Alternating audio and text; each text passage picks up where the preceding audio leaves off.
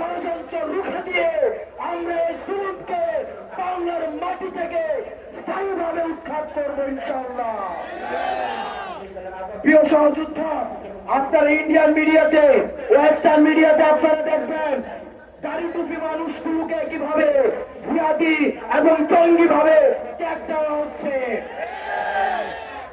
আওয়ামী লীগকে আমি বলতে চাই, আপনারা চুপ করে দেশে ঢুকে পড়বেন এই আশা আপনারা বাদ দিয়ে দেন।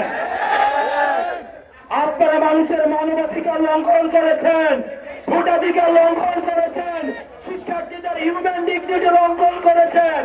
আপনারা গণরম আশ্রমে এক একটি কনসেন্ট্রেশন ক্যাম্প বানিয়েছেন।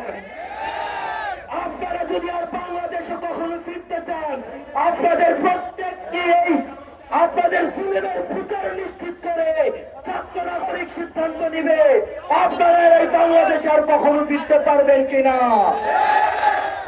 বিভিন্ন রাজনৈতিক দলকে বলতে শোনা যায় তারা নাকি আওয়ামী লীগকে ক্ষমা করে দিয়েছে। আওয়ামী লীগ যে ধরনের অপরাধ করেছে, মানুষের গলা চেপে ধরেছে, আমরা দেখেছি আইনা প্রতিষ্ঠিত করেছে।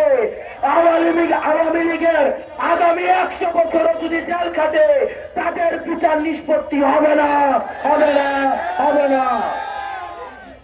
সুতরাং আওয়ামী লীগের দূষর, ছাত্রলীগের দূষর আপনারা যারা রয়েছেন, আপনারা বাংলাদেশের রাজনীতিতে পুনর্বাসিত হওয়ার চিন্তা বাদ দিয়ে দেন। আমি দেশের সুশীল সমাজের কাছে দৃষ্টি আকর্ষণ করছি, আপনারা আপনাদের জায়গা থেকে আওয়াজ তুলুন। যারা গণতন্ত্রকে হত্যা করেছে, বিএনপির উপর নির্যাতন করেছে, শিবিরকে রক্ষাতে বলে সবসময় নির্যাতন করেছে, যারা বিরোধী দলকে দমন করেছে, যারা গত 3টা ইলেকশনকে প্রশ্নবিদ্ধ করেছে, এইসব সংসদ সদস্যকে কেন রাষ্ট্রদ্রোহী মামলায় জড়ানো হবে না? তাদের সম্পদ কেন বাজেয়াপ্ত করা হবে না?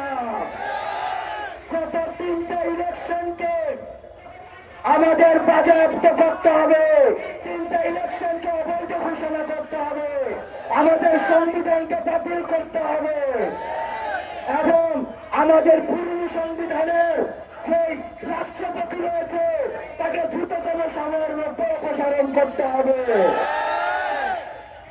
আমরা বলে দিতে চাই, একজন আব্বাসকে আপনারা পিটিয়ে পিটিয়ে হত্যা করেছেন, আজকে লক্ষ লক্ষ আব্বার বাংলাদেশের প্রতিটি প্রান্তরে জেগে উঠেছে। সুতরাং আমরা ছাত্র নাগরিক জীবনের মায়া ত্যাগ করে আমরা রাস্তায় নেমে এসেছি। আমরা ছাত্র নাগরিক প্রতিবাদকে উৎখাত করেছি, আমরা ছাত্র নাগরিক আওয়ামী লীগের পতন ঘটিয়েছি। সুতরাং আওয়ামী লীগের ভবিষ্যৎ, ছাত্রলীগের ভবিষ্যৎ কি হবে সেটির সিদ্ধান্ত ছাত্র নাগরিক নেবে।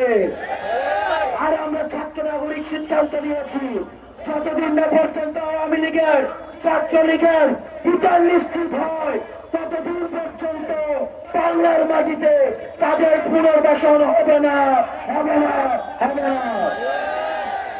এই মুসলিমের, আমাদের জুলুমের বিরুদ্ধে মুসলিমের আন্দোলন জারি থাকবে, জারি থাকুক। আপনারা সবাই ভালো থাকবেন। আসসালাম।